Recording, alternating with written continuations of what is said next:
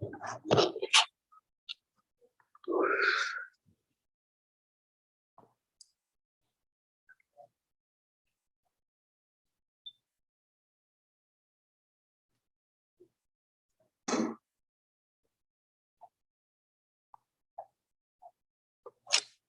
right. Testing, testing. Okay, good.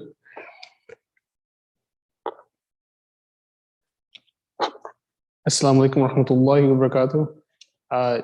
Jazakallah khair again for those attending and for those being online for joining us again for the history on the blessed land of Al-Quds, and specifically today for the sort of finale of the series, where we're going to inshallah take everything that we have discussed and learned about and try to synthesize it together, make sense of it, make sense of our current reality, and inshallah think about what is to come as we move forward.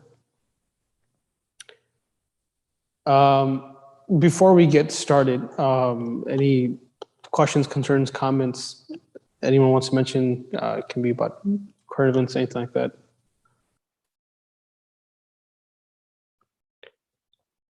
If not, okay, inshallah, we can proceed. Okay, so just to kind of give a little bit of a summary of what we've kind of been conducting so far, right, is that we had a series of talks about the blessed land of Al-Quds, about the Holy Land.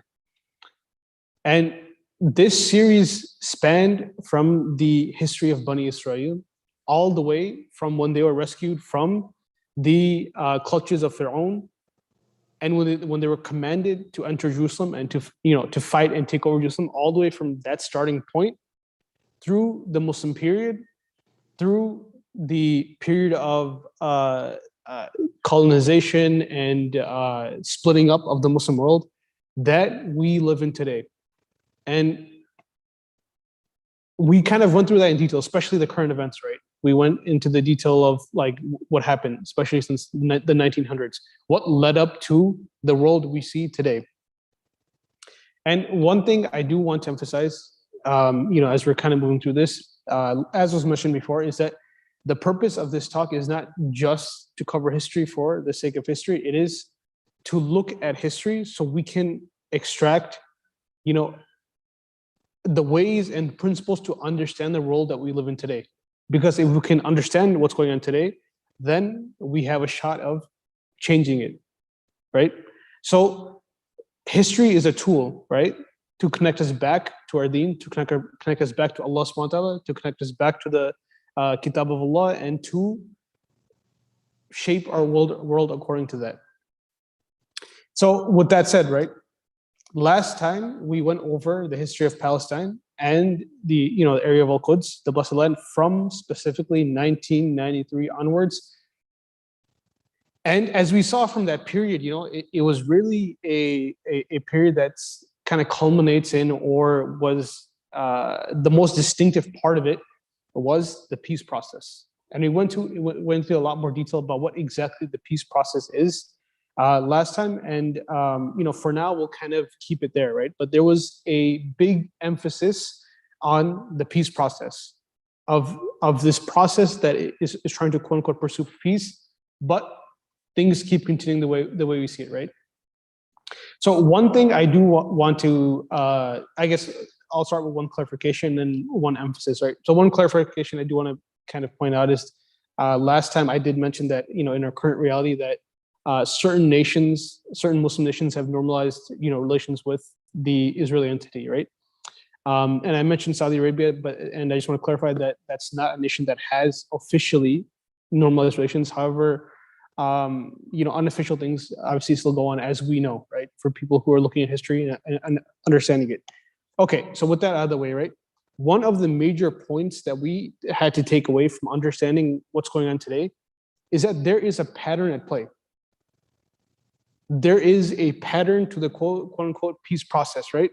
So what you have on one side is the manifestation of Israeli aggression, massacre, killing, sanction, incarceration, even to the point of taking children away, of bombing nations that have no way of defending themselves, transgression, right? So that's on one side. And then what happens after that is that peace talks are initiated by the leading nations of the world, by specifically, the United States. They held certain peace talks. Okay, let's calm the situation down. So what is the result of the peace process that's taking place? Well, the result is one clear pattern. Israeli aggression, like we mentioned on one side, peace talks, and the result of that is an increase of land to the Israeli entity.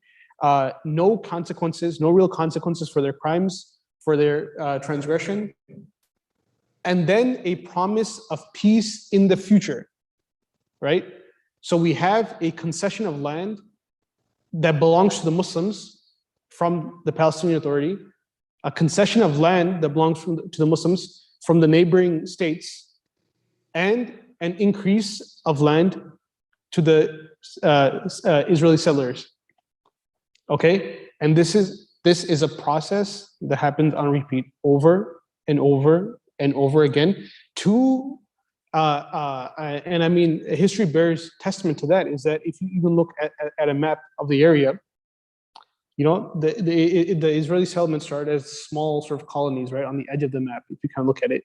And over the years, through the peace process, they've expanded. Like a cancer, right? Like a cancer in the body of the Muslims, they have just expanded. And you have the Palestinians, the Muslims, of Palestine, of the land of Al-Quds, shoved in smaller and smaller quarters. So this is the result of the peace process. And like we mentioned last time, right? When you're kind of initially looking at this, something doesn't make sense. What kind of peace is this? What kind of peace process are we looking at? And we discussed that when you really understand, the principles that play in the background, actually, it makes perfect sense. Because peace, when you understand it in the political realm, is about maintaining order, right? There's a certain order that has been put in place, and peace means everything stays in balance.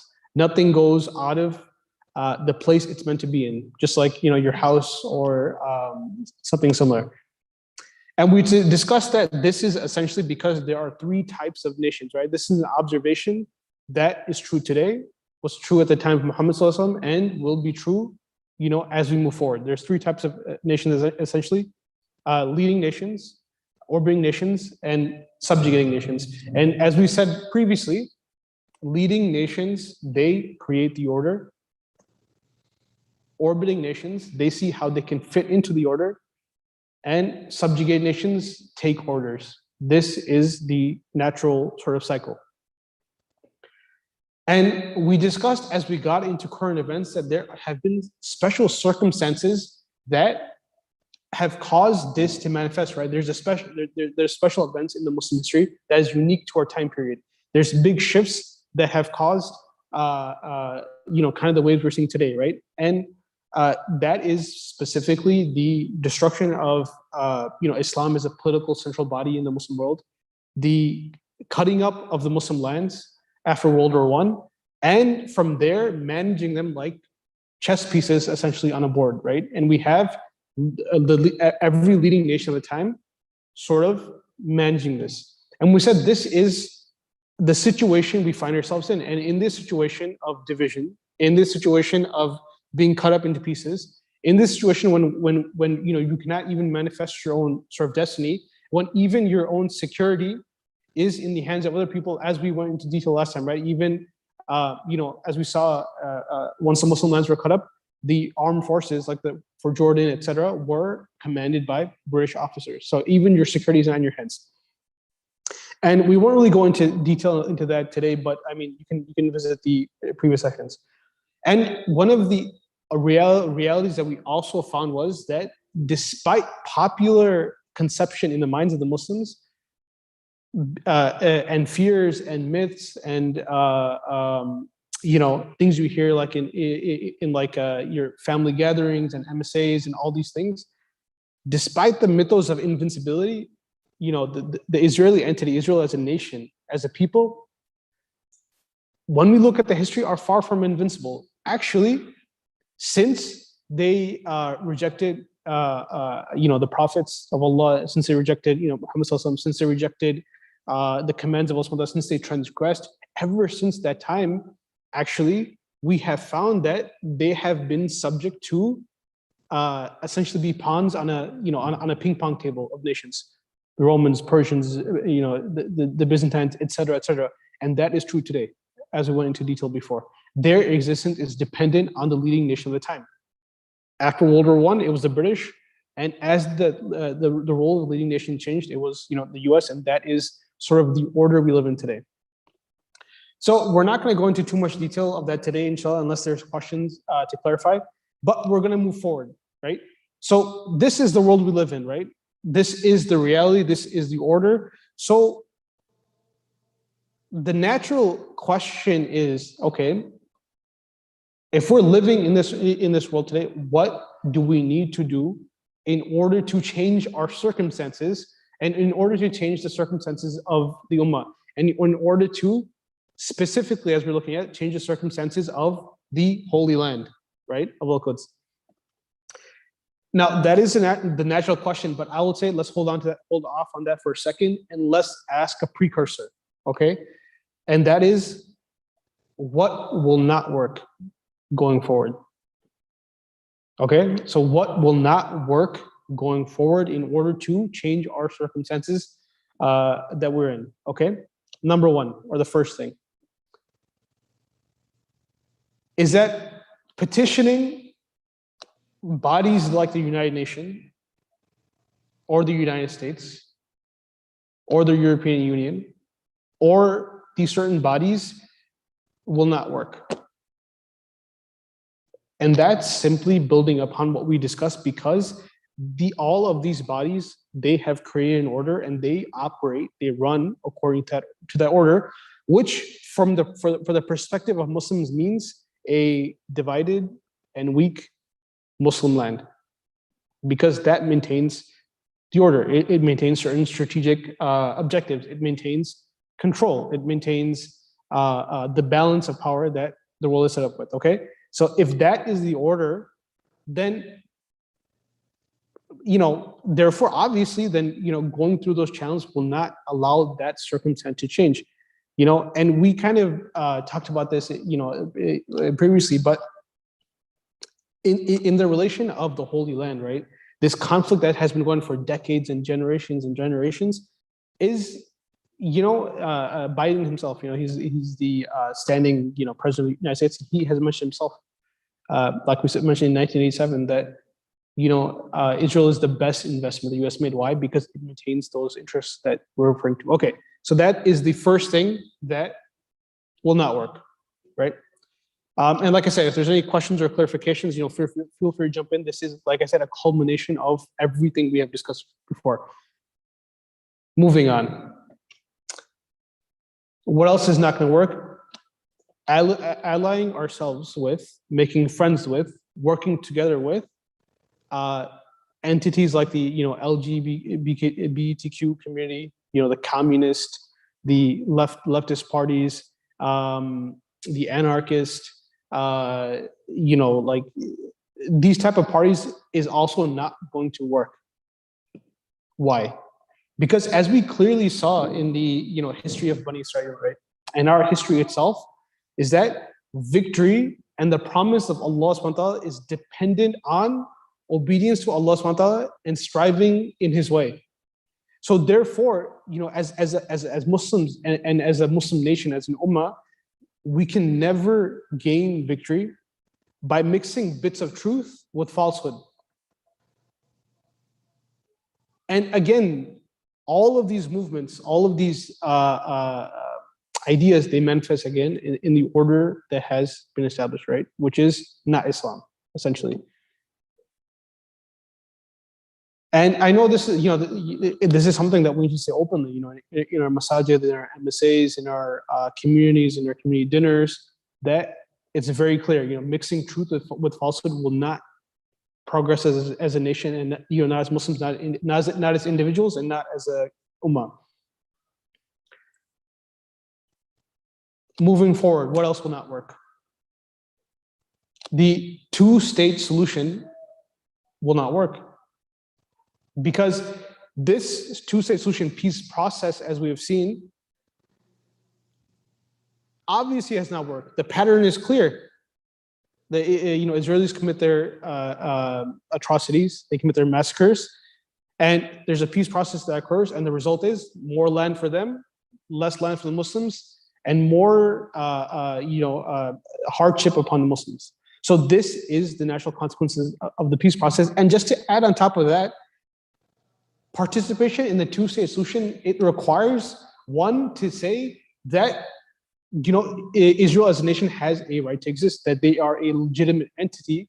And as we know that, in our Islamic history, when Muslims have land, they do not give it up. It is not for them to give up. But once a land comes to Islam, it remains in Islam, or it has to be, obviously retaken. And we saw this clearly when we were looking at the history, the Muslim period, right? And even towards the end of the Muslim order, you could say, during the Uthmani Khilafah, when the Zionist movement actually came into being, right? They petitioned the standing Khalifa of the Muslims himself, Abdul Hamid II, and petitioned that we just want some small land in the Holy Land, in Al-Quds in Palestine. We just want a piece of the pie, and we will give you an X amount of money. We'll give you a tremendous amount of money just for a little bit. And the response was clear. As Muslims, we do not have a right to give up even 1 inch of land. It is like the body of a Muslim, where we're not allowed to mutilate the body of a Muslim, and we're not allowed to mutilate, the Ummah. So this has not worked. And the end of that is clear, and this is not something that is going to work. What else is not going to work to solve the situation of Al-Quds, to solve the situation of Palestine? Well, one thing that, a couple of things, right? Well, one thing that we hear a lot of times, especially nowadays, right, is that there's, as a massacre happens, and as an atrocity happens, and as, for example, white phosphorus is dropped on a civilian population, as kids are, taken to jail, as there's a psychological war going on the Muslims of the Holy Land and in that area, a lot of the response we get, online in our communities, is that, okay, let's donate this amount of money. Let's get some boots on the ground, and let's rebuild the masajid that was bombed. Let's send this aid package. Let's deliver all of these supplies that can alleviate something. And no doubt, this is part of our Islam, and this is something that we continue as individuals, continuously. To bring ease to Muslims in hardship is something that is integral to us and our deen. But it's not something that's working or sustainable. We are in this occupation, as we discussed, for 72 years? And how many millions have been donated? How much land have been rebuilt? Good things to do, to provide, it's kind of interesting, right? As we were kind of looking at what's unraveling the Muslim world around us, right? Well, let's take, Syria, for example. Back when I was, on campus, at the university level, I had a couple, friends that were from Syria during that time, and that's when things were raging, and we would have discussions sometimes, and I would kind of ask them, like, what do you think about the situation, what's going on, and one of my friends, he was a pretty strong guy, right? But he couldn't even look me in the eyes. And he said, how much more can I cry about this? Like, about what's going on. Half of his family was there. And, sometimes we feel as if our hands are clean once we've, given them food and, given them, a pair of clothes to wear. But these are people just like us, right? The Muslims are like, as we were going to school for, to become, let's say, doctors or engineers or lawyers or civil servants or, all these fields we're learning about. So did they. But guess what? In that situation, they couldn't go back to school. There's generations that lost 4, 5, 10 years. There's areas in the Muslim world that have been at war for 20, 40, 60 years, you know, from this superpower to that superpower to, you know, what we're looking at today. And think about yourself for a second. You were in the middle of going to school. You're in the middle of becoming, let's say, a doctor, and your house is bombed, or your nation is under civil strife. Would you appreciate food? Would you appreciate shelter? Would you appreciate clothing? Of course you would. But would you feel like your life was fulfilled? That your ambitions were achieved? That your potential was reached? That the ability you knew you carried was able to be executed? If we're honest, I mean, we're going to say no, right? So just as we are to ourselves, you know, we should look, you know, to our brothers and sisters out there. The life we want for ourselves, you know, for our kids, that's the life we should want for them. Not just that, hey, you have food, you have clothing, you're living in a tent, you're okay. We wouldn't want that for our kids. We wouldn't want that for ourselves or our parents or our elderly folks. So how can we say that's enough for the people in the Muslim lands? It's not enough. It's not even close to enough. And so this by itself is not a solution.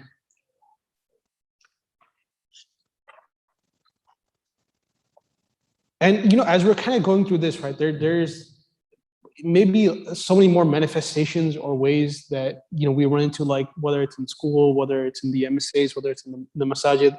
But the point of things that will not work is that things that we need to say clearly and loudly is that any movement or activism that makes Islam an afterthought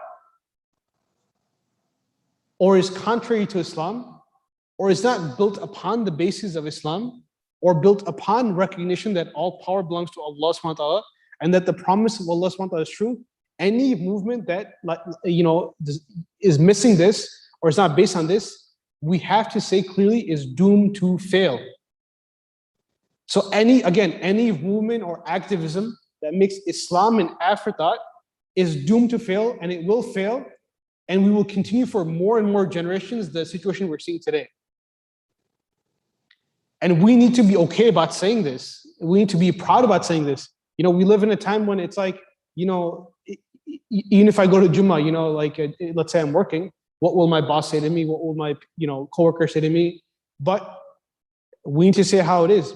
You know, if, you know, we do trust Allah subhanahu wa ta'ala and we do have, you know, yaqeen in you know, his deen. If we do, then we need to say it clearly. And especially now, as we're seeing things, you know, move along as they are, you know, around us. Okay. What else will not work? So again, just kind of generally speaking, thinking within the box that is given to us, that has been laid out to us, is not going to work. Okay, it's time for us to have the courage, to have the imagination, to have the right to dream about something else, right? And we need to, you know, sometimes negate all these things before we can go on to that, you know, because a lot of times we hear that's impossible or this, that, whatever. Well, if we want a solution, we have to move beyond that. We have to move beyond the box that's been built around us, the cage, you know, essentially, and have our trust in Allah subhanahu wa ta'ala. Okay. So what is the path forward? Essentially, the path forward is coming back to the path and the order that Allah subhanahu wa ta'ala laid down for us, and that Muhammad sallallahu alaihi wasallam manifested in Medina, and that continued all the way to the reality we have before us. So what that means essentially, right? We said that there's three types of nations. And in the world today, the Muslims are either orbiting nations, if they're lucky, you know, if they're lucky, the Muslim nations get to see where they fit into the order that's been set. But more often than not, our nations are like banana republics. They're like, man, you can't get anything done unless you have the right connections, or you pay so-and-so such amount of money, or you go through this process, or you beg and plead the people in power, or you see the leaders just running away from the country with 45 million, you know. Most of our nations are subjugated nations within that order. So what we need to do as an ummah is to come back to being a leading nation. A nation that lives for something beyond its immediate concerns, lives for something higher. It has a vision, has a deen, has an ideology it wants to live for, and it wants to shape the world around it in accordance to, like every other leading nation. And like was done by Muhammad ﷺ and the subsequent Muslims after that. Now, a lot of times when we hear this, right, it's even, we're even told not even to imagine of another world. Don't dare not even imagine another world, right? And a lot of times, the gut reaction is, well, look at the sizes. Well, we are like this and they are like that. Or we're this strong and look how strong they are. But if we understand, right, what our deen is, if we understand who Allah is, and we understand who, Muhammad ﷺ is, who we follow, it becomes clear that being a leading nation, as we kind of covered more in detail last time, has nothing to do with size. It has nothing to do with material capability. It has to do with what's in here and what's in here, right? It has to do with how we see the world, who we submit to, and what we strive for, right? Because if you think we're small now, I want you to imagine a little bit as we transition back into the time of Muhammad ﷺ, right? As the state of Medina is established, the first Islamic state that is led by Muhammad ﷺ, guess what? They're minuscule. Guess what? They don't even have control of the Arabian Peninsula. They're still fighting the Quraysh. They're striving for their survival and to make the deen of Allah the highest. And in this state, they are challenging openly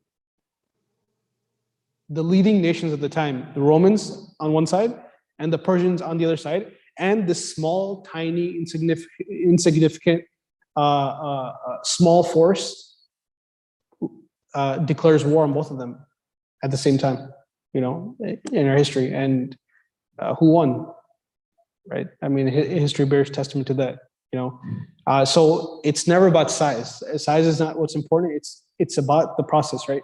And even as we're kind of looking at the current events around us, right? So another nation has fought the Muslims for 20 years and militarily lost against people, much smaller than them, much less armed than them, less special training, less special forces, less equipment, but militarily they lost. The leading nation lost. But the real challenge kind of starts now, right? Is what do you do after? What is your thinking process? What are you working for? What is your vision? Anyways, so what we need to do as an ummah is to become a leading nation again. And sometimes, and all the time, actually, we need to go back to Allah subhanahu wa ta'ala and understand what that means, right? And Allah subhanahu wa ta'ala reminds us in Surah Baqarah, right? He says, in the translation of the meaning, thus we have made you a just nation, that you be witness over mankind, and the messenger be witness over you. So Allah subhanahu wa ta'ala has defined our role right there. We're looking at what does it mean to be a leading nation. Allah subhanahu wa ta'ala has told us very clearly that He has made us a just nation to be a witness over mankind, and that the messenger sallallahu alaihi wasallam be a witness over us. So those the roles have been set. As we're going for arbitration and the resolution of our problems to the UN resolution here and there, that is the role of the leading nation, to be a witness, to be just, to create the order, to facilitate justice, and to be a witness on everything that's going on. And it's kind of interesting, right? This whole series is about Al-Quds, right? The Holy Land. And what is the continuation of this ayat, right? Allah subhanahu wa ta'ala says, continuing on, that, and we have made the Qibla, which you used to face, only to test those who followed the messenger from those who would turn their heels. Indeed, it was great except for those whom Allah guided. So what is being referred to here? It is the changing of the Qibla from Masjid al-Aqsa, from Al-Quds to Kaaba, to the Kaaba for the Muslims. And as we're talking about the role of the nation, this is the point in Islamic history where the Muslim nation is distinct that they have ascended to a special role, that they are a distinct nation, and the nations before them are gone, like the nations of Bani Israel, etc. That we are a distinct people, we're different, and we are the leading nation, and that is our role, to be a witness over them, and the Prophet Muhammad Sallallahu Alaihi Wasallam, a witness over us, right? So that's something to think about, right? We are supposed to be a witness over mankind, and the state we live in today, guess what? Muhammad Sallallahu Alaihi Wasallam is going to be a witness over us because he made things clear, and it's up to us if we're following or not. And this kind of leads to, again, one of the critical hadiths that we have been studying and trying to implement and look into in this whole series is the following that has been narrated by Abu Hurairah, that the Prophet ﷺ said that Bani Israel used to be ruled and guided by the prophets. Whenever a prophet died, another would take over his place. But then he continues, then there will be no prophet after me, but there will be khulafa who will increase in number. And the order was to obey the one who will be given the pledge of allegiance first, to fulfill their rights. For Allah will ask them about any shortcomings in ruling. Those Allah put them under His guardianship. So again, the role is clear, and the way to go about it has been clear, right? The order this is the order of Allah subhanahu wa ta'ala, right? That every nation would be ruled by prophets, right?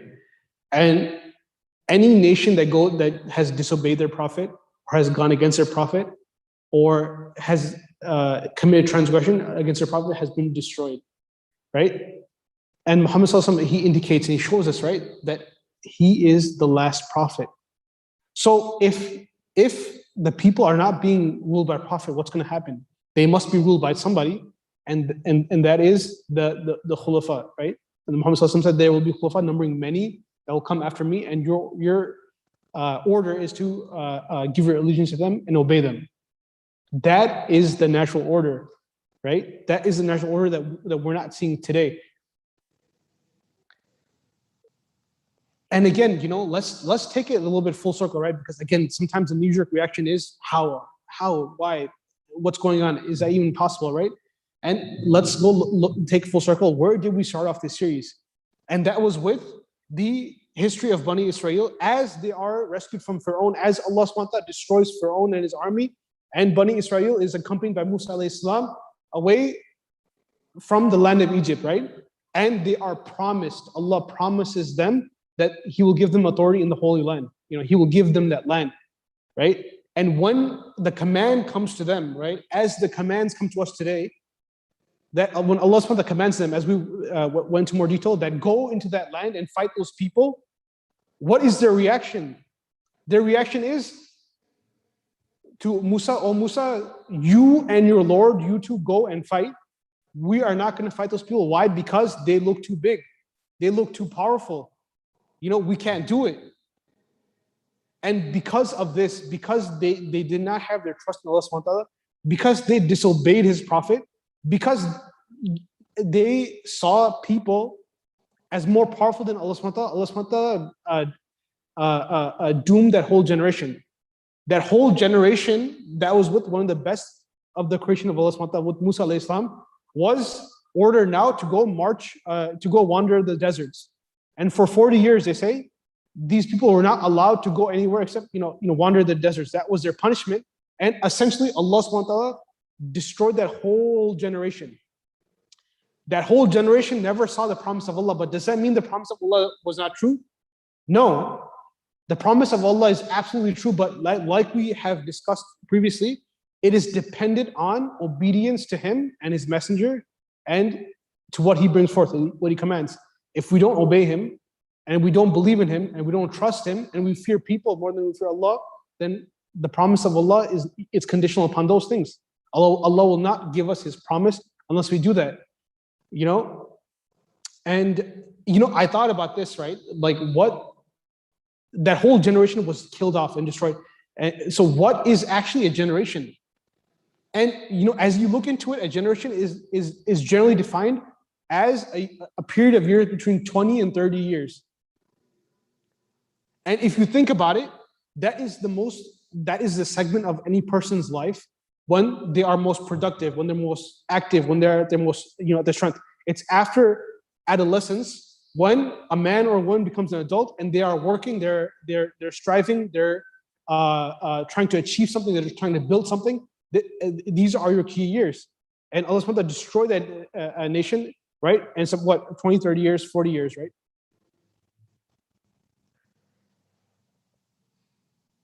How many years has it been since the Muslims fulfill their roles, to which the Muhammad sallallahu alaihi wasallam, as we described before, will be a witness over us? How many years has it been since the Muslims as an ummah were a witness over mankind? How many generations has it been?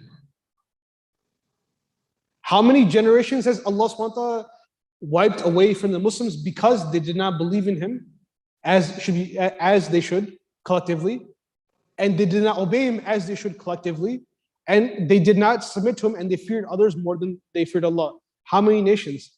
It's been about 97 years, 100 Hijri years, right, since the Muslims last had the continuation of this order. When they were the leading nation, when they were following the example of Muhammad sallallahu alaihi wasallam, and when they were under the authority of Islam, when they were under the Khilafah, right?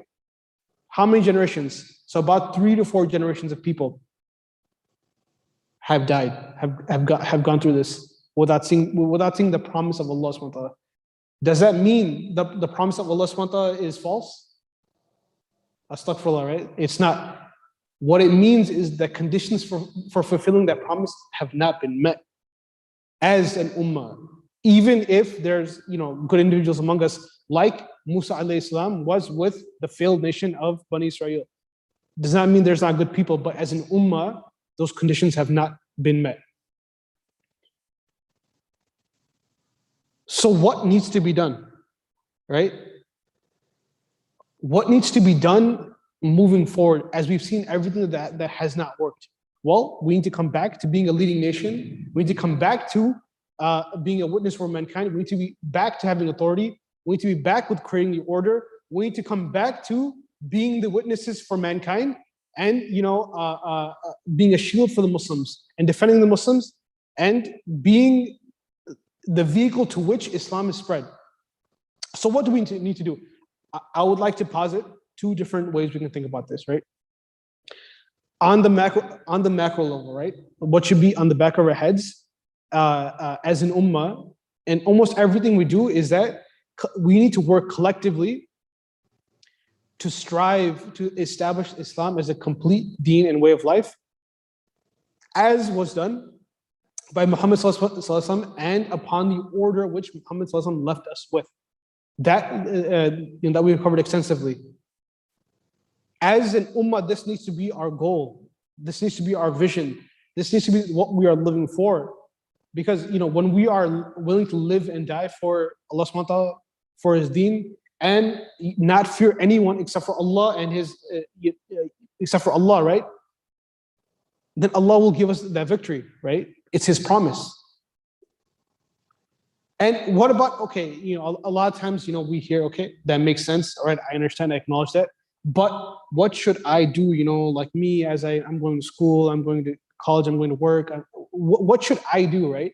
And it's kind of funny. These questions are not very different, but on the micro level, right? Kind of the same thing. We need to work for this, but how we can specifically do it, as it is a gargantuan, a giant task, is that we need to work with those that are working to establish Islam as a way of life. We need to work with those that are already on this path, right?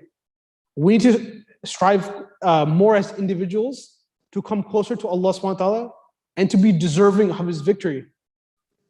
We need to take, as individuals, we have our collective responsibility, but as individuals, we need to take ownership and leadership and power in whatever capacity and level we can. And one of the things that I've personally been thinking about a lot, and some of our discussions that we're having, more locally with friends, things like that, is that, again, Allah subhanahu wa ta'ala, Muhammad sallallahu alaihi wasallam tells us, right? The strong believer is more beloved to Allah. Why? Because the strong believer has the ability to do more for Islam than the weak believer, although both are beloved to Allah. But the strong believer, like in the case of the Sahaba, could use their wealth for the sake of Islam, could use their physical might for the sake of Islam, could use their reputation for the sake of Islam, could use their intelligence for the sake of Islam. So the strong believer is more capable, and we, as individuals, that's what we need to strive to. And if we're talking about the order, right, as an individual, we need to also break out of the order that has been set for us, that we're merely going to school and we're merely getting an education and we're merely getting a degree and we're only getting a job and we're only getting married and we're only spending our years, our most valuable years that encompass our generation, to just building things that are going to go, right? We need to dedicate those years again for striving for Islam, striving for establishing this deen, our youth, our health, our wealth, etc. And one thing that I want you to think about is that we need to be hopeful, to Allah subhanahu wa ta'ala, right? You look at yourself sometimes, maybe you're looking in the mirror, you're looking, in the people around you, and sometimes we cannot see beyond the box that has been made to us. But with the help of Allah subhanahu wa ta'ala, anything is possible. We know this firsthand as we looked at the history of the Muslims, that there were certain Sahabi that were nobodies before Islam. And after Islam, what happened? They became generals, they became governors, they became scholars, they became like billionaires at the time, they became people of power. So if we have the desire and we have the intention and we have that hope in Allah subhanahu wa ta'ala and we are striving, it's very easy for Allah subhanahu wa ta'ala to do. And as we're asking people that have power to establish Islam, we ourselves should also hope that Allah subhanahu wa ta'ala makes us those people that Islam is, from whose hands Islam is established.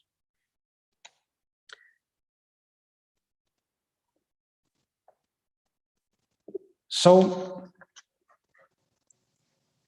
as we kind of wrap up about this, right? Let's circle all the way back. This series was about the Holy Land, and we have talked extensively about the history of it, right? And we've gone through it in detail, and we've gone through the current events. And on the onset, it seems almost impossible, right? Our situation, it's bleak, right? In the Holy Land, the authority is not with Islam, it's not with the Muslims. They're subject to massacre, to destruction, to bombing. This is the situation on the ground right now. And if we believe and worship the situation, we would say it's impossible. But we believe and we worship Allah. And I want to share with you one news that's coming for the Holy Land, right? And this, maybe you haven't heard about this yet, right? But this is not from, like the BBC or CNN or the news on the ground. This is a piece of news that's given to us by Muhammad sallallahu alaihi wasallam, and by virtue of that, by Allah subhanahu wa ta'ala, about the Holy Land. And this is again why, as we're kind of looking at this, right? A lot of us, if you've kind of lived through the 9/11 period and post 9/11 period, right? You might notice that there has been, I would say at least anecdotally, a loss of interest of the Muslims in regards to the Holy Land, in regards to the land that houses the graves of the Anbiya, of the prophets, that houses the graves of the Sahaba, that houses the land of the place of Al-Quds, which we are rewarded for visiting, which was our first Qibla. There is a loss of interest, even in terms of the activism. It seems like it's almost on the back burner. It's not an important issue anymore, right?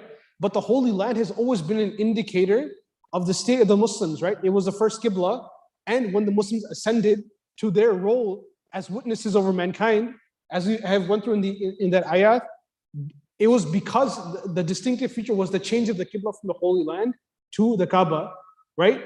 And we saw in the Muslim period that the Holy Land was occupied the first time because of the disunity, the disobedience, and the love of the dunya of the Muslims.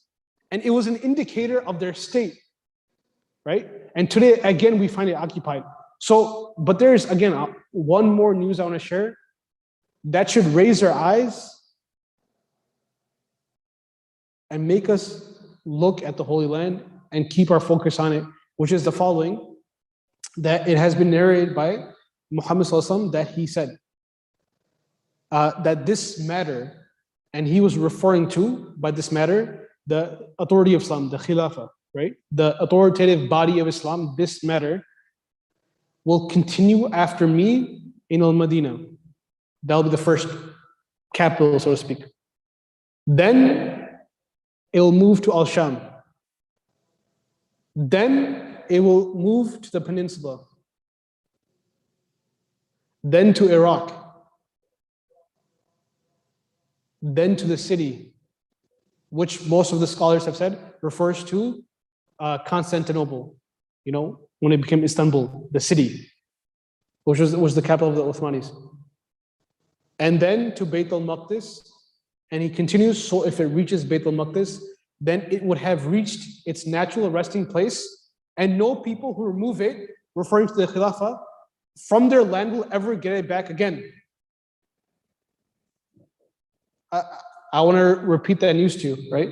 It's related from Muhammad Sallallahu Alaihi Wasallam that he said that this matter, referring to the Khilafah, will go from Al-Madinah. Has that happened? Yes. Then it'll move to Al-Sham. Has that happened? Yes. Under the Umayyads. Then to the peninsula, right? As we traverse through Islamic history. Yes, it happened. Then to Iraq. Did it happen? Yes.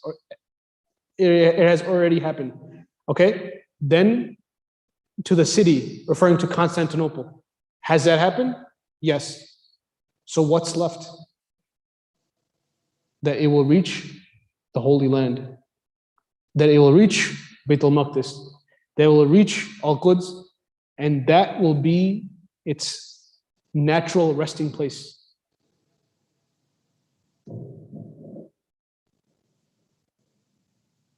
Is the promise of Allah true? Absolutely. As we've gone through this series. Will it happen? Yes. But it is conditional on our obedience to Allah subhanahu wa ta'ala and striving His way.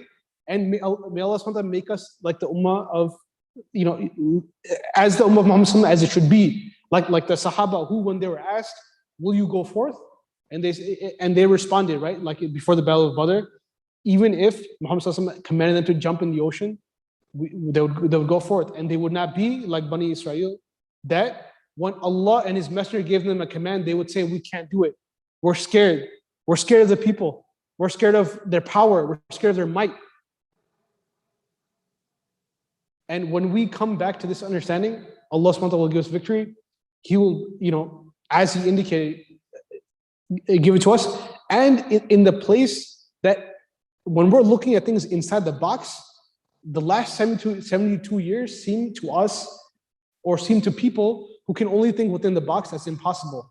But when we dare to believe and we dare to put our trust in Allah subhanahu wa ta'ala, we know that the reality will be something different. So this has been the history of the Blessed Land, but again, to understand the principles and to understand the future. And as an ummah, that is our future. And inshallah, we can kind of close it here. Jazakallah khair for following us for the series. And if there's any questions or concerns, we can inshallah do it from there. You know, may Allah subhanahu wa ta'ala make us the people who, when He commands us, we strive forth. And may Allah subhanahu wa ta'ala make us amongst those from whose hands Allah subhanahu wa ta'ala brings victory. And may Allah subhanahu wa ta'ala make us an ummah that is deserving of His promise. And may Allah subhanahu wa ta'ala save us from being an ummah and save us from being another generation who are destroyed, who are killed without the promise of Allah subhanahu wa ta'ala reaching us.